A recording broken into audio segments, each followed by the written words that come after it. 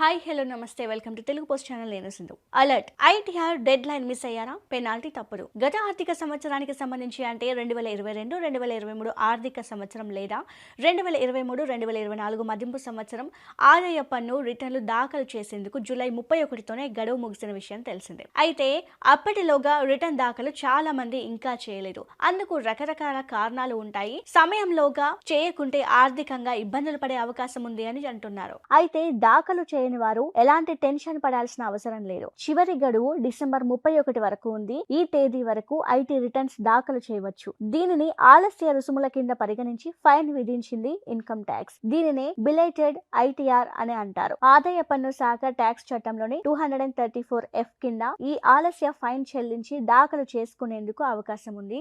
గడువు డిసెంబర్ 31 2023 లోగా ఐటీఆర్ దాఖలు చేయకుంటే అధిక మొత్తంలో పెనాల్టీ, ఫీజు, వడ్డీ తదితరాలు చెల్లించాల్సి ఉంటుంది. ఐటీ రిటర్న్స్ దాఖలకు జూలై 31 గడువు ముగియగా దానిని డిసెంబర్ 31 వరకు రిటర్న్ చేసేందుకు అవకాశం కల్పించారు. ఆదాయ పన్ను చట్టంలోని సెక్షన్ 234F ప్రకారం ఐటీఆర్ చేయని వారు గడువులోగా రిటర్న్ దాఖలు చేయకపోతే ఆలస్యమైన దాఖలకు 5,000 రూపాయల రుసుము చెల్లించాల్సి ఉంటుంది. వార్షిక ఆదాయం 5 లక్షల కంటే తక్కువగా ఉండే జరిమానా మొత్తం 1000, మిగిలిన వారు 5,000 జరిమానా చెల్లించాల్సి ఉంటుంది.